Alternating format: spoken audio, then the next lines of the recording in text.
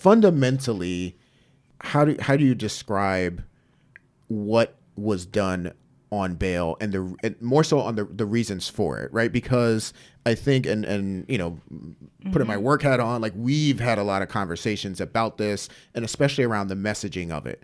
But for the little old black woman in Harlem, right? Like we're in Harlem right now, the little old black woman in Harlem who, you know, doesn't necessarily know the whole history of the bail reform effort or all of that, but says, oh, well, I don't want quote unquote criminals on the street, right? Or why do we reform bail to begin with? Like what do you tell that person? They were locking our babies up in jail for no reason and then turning them into criminals. And like that's the biggest reason. And also if you want to feel safe in your community, the best way to do that is to fund the community. And I bet you Ms. Johnson thinks that we need a community center, and Ms. Johnson thinks the roads need to be fixed up, and Ms. Johnson would want folks to have better housing. I mean, I always call old black ladies in my head Ms. Johnson. Yeah. But it's accurate. It's accurate. Yeah. It's just like Miss Jackson and Miss Johnson. Because like at the end of it, at the core of it, everyone wants to feel safe. Yeah. And now like the way we determine what safety looks like in America and Western civilization is a lack of friction or crime in communities, and that friction and crime usually comes from people that look like me and you. And so because of that, when we think about safety, we think about mitigating or reducing black people in the community. Right. But you know what? Like you put some more white faces in here, it'll still be dangerous if we don't have the resources. Yeah, and I think just like beyond that, it's pretty widely acknowledged that like jail is a failed intervention, right? Jail does not make communities safer. It does not make people better. I can from like firsthand can say that my brother, every pretrial incarceration, his substance use issues worsened. Gotcha. And, you know, then you've got a record that is longer. Your parole, your probation terms are more stringent. You're more likely to violate. But really, we had a mass jailing crisis.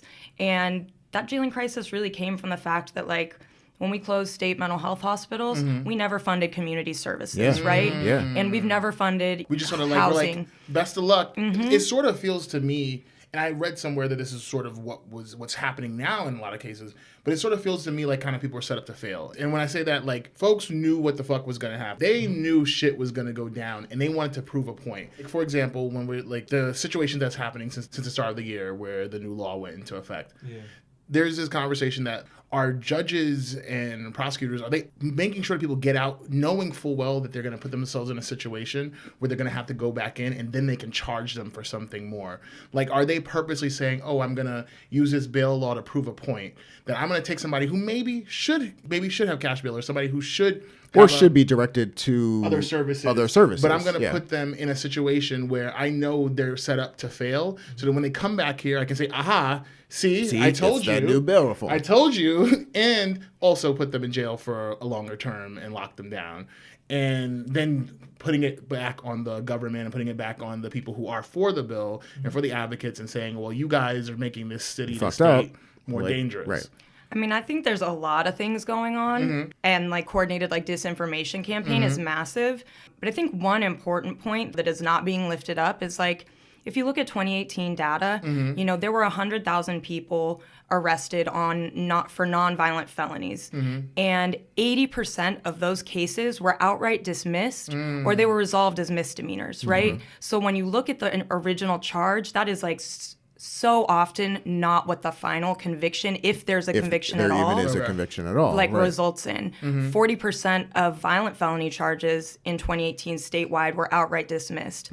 So another piece of why we needed to pass this legislation, and what people are like failing to, I think, realize, and what message that we need to get out there is like across the state, a lot of cases were being dismissed, were being released on recognizance already, but we wanted to create geographic, racial equity, you know, and reduce the power of money to incarcerate someone to the greatest degree possible without putting in a shitty standard that is just going to re-entrench racism and like preventative detention. Obviously, it's like difficult to point to, you know, to point like on a case-by-case scenario. But there are certainly, you know, right now we have advocates across the state who are like literally debunking every case in the media. 99% of them have nothing to do with bail reform.